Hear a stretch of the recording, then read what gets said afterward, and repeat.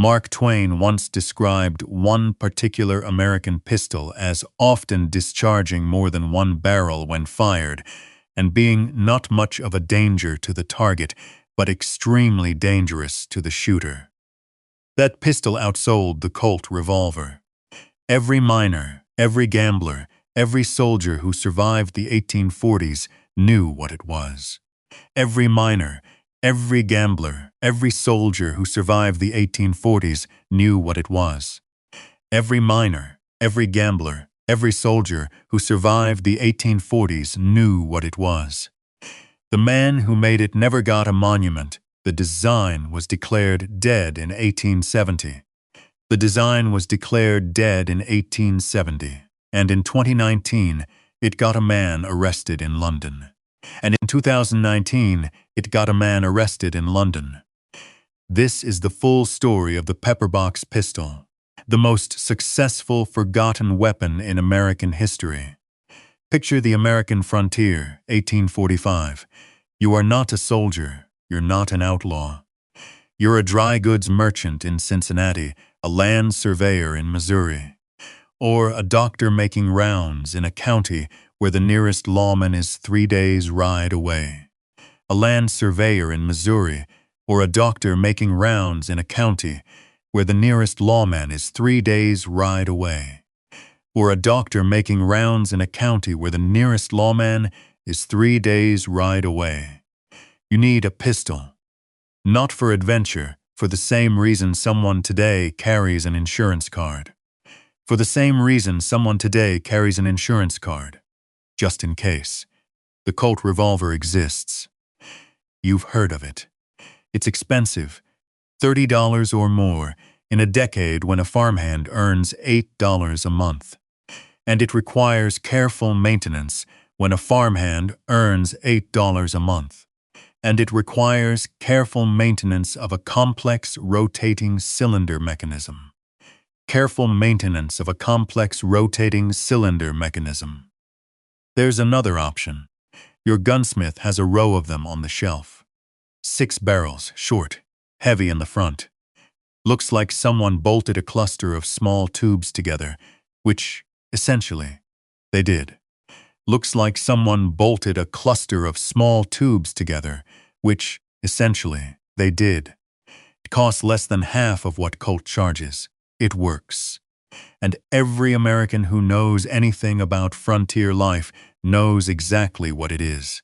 By the end of this video, you'll understand how that weapon, the pepper-box pistol, came to dominate American self-defense for 30 years, how it got written out of the history books almost completely, and why the same basic design keeps resurfacing in Cold War Navy operations, keeps resurfacing in Cold War Navy operations, in police backup weapons, and in a 2019 criminal conviction in London. In police backup weapons, and in a 2019 criminal conviction in London. And in a 2019 criminal conviction in London. If you ask most people about the pepperbox, you'll get a blank stare. A few might half remember it from a Western film. The short, wide pistol with the cluster of barrels that looks comically front-heavy. The short, wide pistol with the cluster of barrels that looks comically front-heavy. The version of history that most people carry is simple.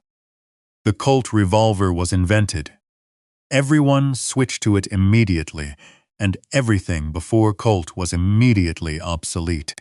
Everyone switched to it immediately, and everything before Colt was immediately obsolete. And everything before Colt was immediately obsolete. That story is wrong. In fact, the pepperbox and the revolver competed head-to-head for 30 years. The pepperbox was popular in North America from 1830 until the Civil War.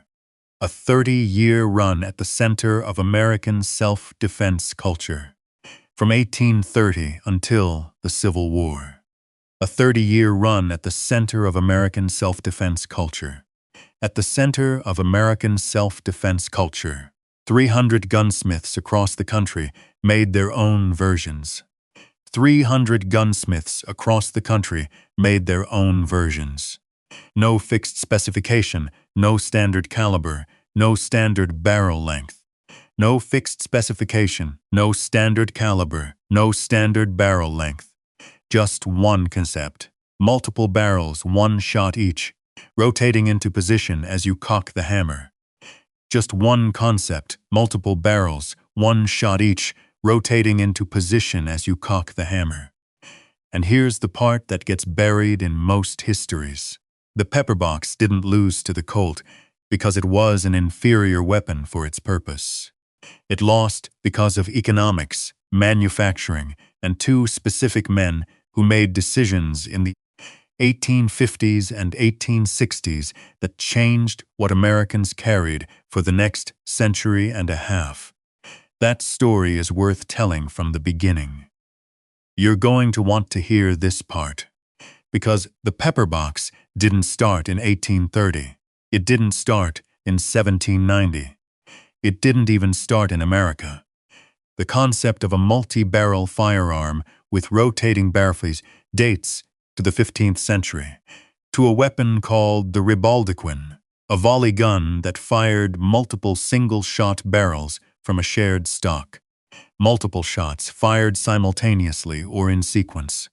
The concept has been reinvented, abandoned, and reinvented again across every major firearm technology: matchlock, wheellock, flintlock, percussion cap, pinfire, rimfire, centerfire, for 500 years. The name pepperbox comes from a household object. Look at a pepper grinder from the 1830s. 6 holes in a circular arrangement, round handle, short body. Put that shape in iron, give each hole its own small barrel, and you have the visual identity of the weapon, which is why, when street criminals in Paris acquired Belgian-made multi-barrel revolvers in the 1860s, they already knew what to call them.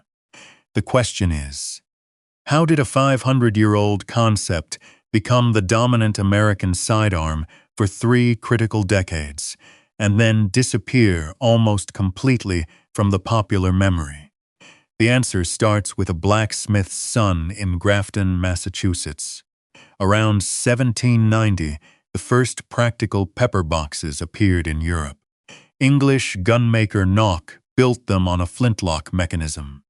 Belgian craftsmen called Segalis produced their own versions: 3 barrels, 4 barrels, 7 barrels, all hand-rotated, all requiring the shooter to manually cycle through each barrel between shots. They were expensive, they were rare, they were the toys of the wealthy. Then 2 things happened, and the pepperbox became, almost overnight, a mass-market product. The first was a patent by Reverend Alexander Forsyth in 1807. Forsyth had developed a percussion powder system, a new way to ignite a firearm that was faster and more reliable than the old flintlock. His patent ran until 1821. The moment it expired, every gunmaker in England, France, and America began building on it. The second was the Industrial Revolution. Picture a Connecticut River Valley workshop in 1835. Water-powered boring machines, milling presses, precision gauges that could produce 10 gun barrels in the time it used to take 1 skilled craftsman to make one. The same industrial techniques that would later make American manufacturing the envy of the world were first tested and first proven in the firearms industry. The combination of the percussion cap and mass production did something nobody had quite anticipated. It made multi-barrel pistols affordable. Not $15, not $10. A factory-made pepperbox could retail for $6 or less. A farmhand, a clerk, a woman traveling by coach alone. Suddenly, the multi-shot self-defense weapon that had been the exclusive property of wealthy gentlemen was on the counter at the general store. By 1830, the pepperbox was everywhere. And by 1837, The man who would define the American market had filed his first patent. Here's what almost nobody knows about how a pepper box actually fires. The surface understanding is simple. Multiple barrels, one shot each. Point it, pull the trigger, cycle through. That's true. But the engineering underneath that is more interesting and more counterintuitive than most people assume. The most common American design, the bar hammer pepper box that Ethan Allen and others popularized, used a self-cocking mechanism. You didn't cock a hammer separately, the way you would with a single-action revolver. You simply squeezed the trigger. Each squeeze rotated the entire barrel cluster, cocked the internal hammer, and released it to fire the next barrel. 6 shots, 6 trigger pulls, no intermediate steps. For a self-defense weapon in 1845, that's not a trivial advantage.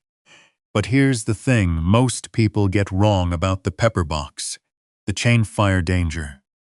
You've probably heard that multi-chamber firearms were terrifying because the flash from one barrel could ignite adjacent charges, firing all barrels simultaneously. This was a real danger in single-cylinder revolvers. A poorly sealed Colt could chain fire catastrophically.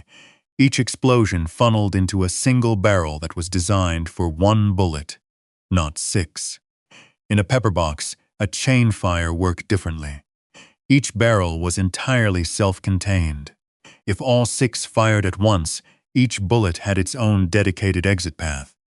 You got 6 bullets leaving 6 barrels simultaneously, essentially a volley gun. Unintended, possibly unpleasant, but not an explosion. The pepper box's actual flaw was simpler and more fundamental. The hammer sat between the shooter's eye and the barrel cluster. On most models, it was physically impossible to aim the weapon in the traditional sense. The hammer blocked the line of sight. A few designs added a slot in the hammer to peer through, which most shooters found practically useless. The pepper box was a close-range weapon, under 15 feet, intended for exactly the situations that dominated frontier self-defense. A man at your door, a thief in your hallway, a confrontation in a saloon. Nobody designed it for a 100-yard duel. At 12 feet, it was entirely adequate. And for 12 feet, almost everyone could afford one. The name Ethan Allen, in American history, belongs primarily to the Revolutionary War hero who seized Fort Ticonderoga in 1775. That's the Ethan Allen most school children learn about. There's another Ethan Allen, a gunmaker, a Massachusetts craftsman who, between 1837 and 1864, produced more repeating pistols than almost any other manufacturer in the United States. 22 distinct models, 2 separate patents, 1837 and 1845. Operations first in Grafton, then Worcester, and a market share that, at its peak, was larger than Samuel Colt's. If you've heard of him at all, you probably know him from Mark Twain. In Roughing It, published in 1872, Twain described a pepperbox pistol with the famous line, "It often discharged more than 1 barrel when fired, and was not much of a danger to the target, but was extremely dangerous to the shooter." That quote has followed the pepperbox through history like a ball and chain. What history class never told you is the context for that quote. Twain was describing a specific, underpowered travel companion pistol. The smallest, lightest model of Allen's production run sold for minimum price to stagecoach passengers who wanted something better than nothing. He wasn't describing the Allen and Thurber Dragoon model. The Dragoon, 36 caliber, 6-inch barrels, the most powerful pepperbox Ethan Allen ever produced. Today, a Dragoon in good condition sells at auction for $3,000 to $10,000. 22 distinct models cataloged by serious collectors. a total production run that researchers estimate in the hundreds of thousands across Allen's various partnerships. And here's the fact that never makes it into the popular history. The Allen and Thurber pepperbox was more common on the American frontier than the early Colt Patterson revolver. Not slightly more common, significantly more common. The Patterson was a technological marvel that most working Americans couldn't afford. The Allen was the pistol that was actually in people's pockets. The gun that won the West wasn't a Colt, not yet. The gun that won the East was an Allen pepperbox. By 1849, the United States had a new problem. 50,000 men, miners, merchants, speculators were flooding into California along trails where the nearest federal authority was several weeks' ride away. Gold Rush, California was not a place that rewarded being unarmed.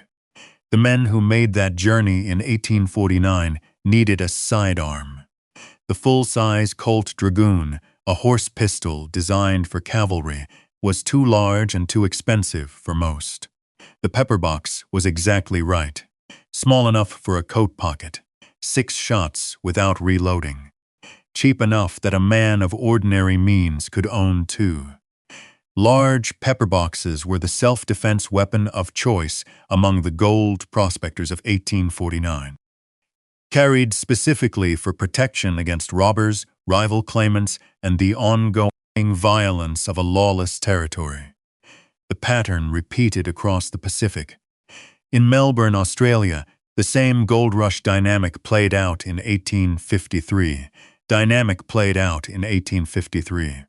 A resident named William Kelly wrote in his diary, I set out for a stroll in the neighborhood, taking out as a bosom friend and companion a small revolver, as sticking up was quite common even in the midday in unfrequented places. Melbourne in 1853 had 6 to 8 specialist gunsmiths places. Melbourne in 1853 had 6 to 8 specialist gunsmiths, with every ironmonger and general store also selling pistols and ammunition. General store also selling pistols and ammunition. One gold dealer in Collins Street displayed gold nuggets in his window alongside the pistols customers could buy to protect them. The pepperbox was everywhere. Miners carried them. Gamblers carried them. Gamblers carried them. You're going to want to hear this part, because the gamblers had a specific preference. The Remington Zigzag Derringer, 6 barrels, 22 short caliber. Double action ring trigger, meaning it could fire all 6 shots as fast as a man could pull the trigger. Fire all 6 shots as fast as a man could pull the trigger. Small enough for a vest pocket. Light enough that a gambler could reach it faster than anyone expected. And the pepperbox didn't just defend American miners. In 1854, Australian gold miners, carrying pepperboxes purchased as cheaper alternatives to the Colt Navy revolver. Alternatives to the Colt Navy revolver were among the armed participants in the Eureka Stockade. In a rebellion against the colonial government of Victoria, the event Australian historians call the birth of the country's democratic tradition. A forgotten American weapon, used in an Australian Revolution. Almost nobody alive today makes that connection. On December 18, 1849, the United States Patent Office issued patent number 6960. The applicant was Christian Sharps. The designation on the patent, revolver. There's a reason this stopped being taught in firearms history. Christian Sharps didn't invent a revolver. What he described and patented was a pepperbox, a 4-barrel design in which the barrels didn't move at all. The striker rotated internally, a hidden mechanism that cycled through 4 fixed percussion caps on 4 fixed barrels. Technically innovative, practically a pepper box. Filed as a revolver because the word pepper box carried the wrong connotations at the moment he was filing. He needed financing. The revolver market was where the money was. But here's the part that gets buried in almost every retelling of this story. Christian Sharps did not produce this pistol for 10 years after receiving the patent. December 18, 1849. Patent granted. January 25, 1859. Second patent filed. Commercial production begins. A decade, in which the metallic cartridge was invented and became commercially viable, which is why the second Sharps pepper box fired rimfire ammunition instead of percussion caps, in which the Colt revolver had already established itself as the premium American handgun. The Sharps pepper box entered the market already playing from behind, and yet 100,000 of them were made between 1859 and 1874. 85,000 in the first 10 years alone. 4 models produced in sequence, starting with a small brass-framed .22 caliber, ending with a larger iron-framed .32 caliber bird's head version. All 4 sharing the same distinctive loading mechanism. The barrel cluster slides forward to expose the breeches for loading, then locks back into position. In 1862, a businessman named William Hankins invested in Sharps's operation. The company became Sharps and Hankins. New facility, new capital. Production of the .52 caliber Navy rifle and the Model 1862 carbine alongside the pepper box. Then, on March 12, 1874, Christian Sharps died of tuberculosis. Production stopped that same year. Overnight. The man who had named the company, designed the weapon, and maintained the patents was gone. And unlike Colt's company, the Sharps pepperbox operation did not survive its founder. There's a further twist that the history books almost entirely miss. Christian Sharps had severed all connections with the Sharps Rifle Manufacturing Company, the famous one, the one that made rifles used by Union sharpshooters in the Civil War, the one where Beecher's Bibles were shipped to Kansas abolitionists in crates labeled Bibles back in 1853. There is no historical evidence he had any further association with the company that continued to use his name. The most famous name in American long rifle history, Sharps, was being used for over 20 years without the inventor's involvement. He was making pepper boxes in Philadelphia, quietly, without fanfare, and then he died, and that was the end. But before the pepper box disappeared, it went through an extraordinary final flourish.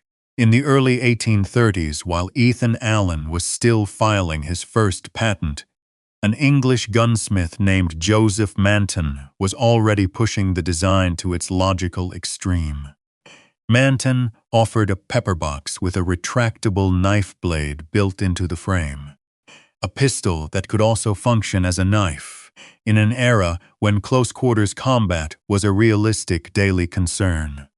And alongside the knife variant, Manton's catalog included versions with up to 18 barrels. 18 separate shots before reloading in 1833, before the Civil War, before the Colt revolver dominated anything. Nobody teaches this. But here's the version that actually gets remembered. In the countries where these weapons survived, the Belgian Doln M869 Apache revolver.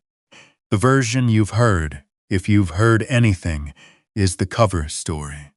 The Apache pistol was a curiosity, a gimmick, a weapon for low-life gangsters in Paris. That's the official dismissal. What history class never told you is what made it genuinely innovative. The Dolnay design combined 3 weapons in one package, each folding into the others when not in use. a pepperbox barrel cluster, a folding knife blade, and a set of brass knuckles. A folding knife blade and a set of brass knuckles. Named after the Paris street gangs who reportedly carried them, the Apaches, known for violence, acrobatics, and the theatrical French street fighting style that bore their name, the M69, was the most extreme functional consolidation of the pepperbox concept ever produced commercially. Gun, knife, knuckles, one pocket item. By 1869, the pepperbox had been replaced by the revolver for nearly a decade. The Apache pistol didn't care. It found a market that revolvers couldn't serve. People who needed multiple tools concealed in a single, completely pocketable object. The pepperbox survived in the margins precisely because its core advantage, multiple shots in a compact frame, remained real regardless of what the mainstream gunmakers were producing. By 1861, the pepperbox was officially obsolete. Colt, Smith & Wesson, Adams and Webley had established the modern revolver as the American sidearm of choice. Ethan Allen's production ended around 1864, when the Allen and Wheelock era ended, and the market had clearly moved on. The Robbins and Lawrence Company, the pepperbox manufacturer that had taught the British military how to mass-produce firearms, the company that had won an award at the 1851 Crystal Palace Exposition in London, had gone bankrupt years earlier, their assets seized by the British Crown when they defaulted on a contract for 25,000 rifles. Obsolete, forgotten, finished, obsolete, forgotten, finished, except it wasn't. In 1861, when the Civil War created a catastrophic shortage of military pistols, Union soldiers who were supposed to be carrying modern revolvers, were routinely carrying Allen and Thurber pepper boxes as backup sidearms. Not because they preferred them, because the pepper box factory was still running, and the Colt factory couldn't keep up. The weapon that everyone called dead served in the war that defined the country. But the real climax of the pepperbox story isn't the Civil War. It's what happened to the design. The concept of multiple fixed barrels firing one at a time never died. It just went underground. In the 1970s, Heckler & Koch, the West German defense manufacturer, produced a classified military pistol called the P11. 5 barrels, fixed, firing electrically ignited darts sealed into each barrel at the factory. Designed specifically for underwater combat, for Navy frogmen and covert operations personnel who needed a functional sidearm in conditions where a conventional firearms gas-operated mechanism would fail completely. The H&K P11 is, by any mechanical definition, a pepperbox pistol. It was used by NATO Special Operations Forces throughout the Cold War. Then the 4-barrel Cop .357 Derringer, manufactured by Cop Inc. of California from 1983 to 1989. The name stood for Compact Off-Duty Police Law Enforcement Backup Weapon, 4 barrels, fixed, fired by a rotating firing pin, available at police supply shops for 6 years. A pepperbox, made for police, in the 1980s, and then 2019. And then 2019. In London, a student named Tendai Muswara was convicted, the first such conviction in British legal history, of 3D printing a multi-barrel pistol. The design was called the Hexan. Multiple fixed barrels, 1 shot each, exactly as the concept had worked in 1837. Drug dealers in the United Kingdom had been downloading the design and manufacturing it with consumer 3D printers. The pepperbox design that was declared obsolete in the 1860s was being printed by criminals in London 150 years later. And in American collector markets, the original Allen Dragoon pepperbox, the most powerful model Ethan Allen ever produced, the one Mark Twain wasn't describing when he made his famous insult, sells for $3,000 to $10,000 at auction. The gun nobody wanted in 1870 is worth more today than most people earn in a month. So why did a weapon this successful? 30 years of dominance, hundreds of thousands of units produced, used by gold rush miners, Civil War soldiers, Australian revolutionaries, and Paris gangsters, essentially vanish from American memory. The suppression wasn't legal. Nobody banned the pepper box. Nobody made it illegal to own one or sell one. The suppression was economic, and it happened in a very specific window, 1855 to 1875. Three forces converged. First, Colt's manufacturing advantage. Samuel Colt had invested massively in the Colt Patent Firearms Manufacturing Company in Hartford, Connecticut. By the mid-1850s, Colt's plant was producing revolvers at a scale and price point that individual pepperbox makers couldn't match. Ethan Allen was a craftsman running a mid-size operation. Colt had a factory. Second, the metallic cartridge. When rimfire and centerfire cartridges became commercially available in the late 1850s and early 1860s, they created a loading advantage for revolvers. A revolver could be reloaded quickly with pre-loaded cartridges. Most pepper boxes, designed for percussion caps and powder, couldn't be retrofitted easily.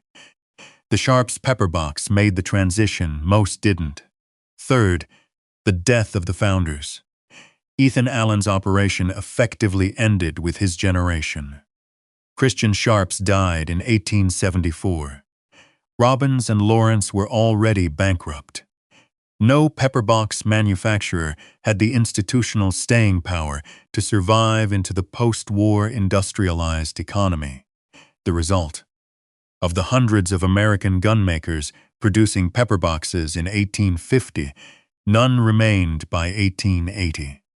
And the popular memory, shaped by Western novels, Wild West shows, and eventually Hollywood, focused entirely on the Colt. The weapon that won the narrative was the one that survived into the cultural era that shaped what Americans think about guns. The pepperbox had the sales records. The revolver got the mythology. Nothing in the pepperbox concept itself was ever made illegal. The multiple fixed barrel design is not regulated differently than any other firearm type. You can legally own a 19th century pepperbox in most American states the same way you can own any antique firearm. Fully manufactured examples before 1899 are treated as antiques. Under federal law, no FFL dealer required in most circumstances. You can buy one the same way you'd buy an old book or an old clock, and people do. Collector markets for Allen and Thurber pepper boxes have been growing for 20 years. A standard 6-barrel, .32 caliber Allen and Thurber in working condition, $800 to $2,000, depending on the model and provenance. A Robbins and Lawrence rifled pepper box. One of the rare examples with breech loading and a safety catch. The most technologically advanced pepper box ever commercially produced is museum level. You'll find them in the NRA National Firearms Museum and the Smithsonian collections. The Allen Dragoon, in excellent condition, $3,000 to $10,000. But the more interesting modern story isn't the collector market. It's the persistence of the design. The H&K P11 exists. The Kop 357 existed. The OSA, a Russian 4-barrel pistol designed for non-lethal and flare rounds, is in current production. And the Kugs HD 410, a .410 gauge pepperbox shotgun that fires by rotating 18 barrels, is a current commercial product. 18 barrels. In the same decade as the iPhone, Joseph Manton would recognize it immediately. The principle that makes the pepper box work multiple shots.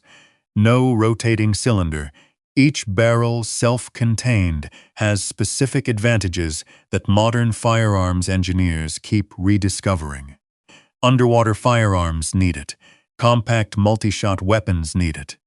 Anyone who wants to fire more than once, without the mechanical complexity of a rotating cylinder, keeps arriving at the same solution. 500 years of arrivals at the same solution. Whether you collect them, study them, or just want to understand why an 1840s weapon keeps appearing in 21st century criminal cases, you now know what the pepper box actually was, and what it still is. If you stayed through a 27-minute video about a pistol that most people couldn't name, the kind of video where knowing the difference between a bar hammer and a ring trigger actually matters, you probably already know where to find more. Next video, the Bowie knife. The weapon that multiple states tried to ban and regulate alongside pistols because courts in the 1840s and 1850s treated a large fixed-blade knife as legally equivalent to a handgun. The story of how one fight on a Mississippi sandbar in 1827 turned a butcher knife into the most legally contested edged weapon in American history. If that's the kind of history you find worth your time, you know what to do.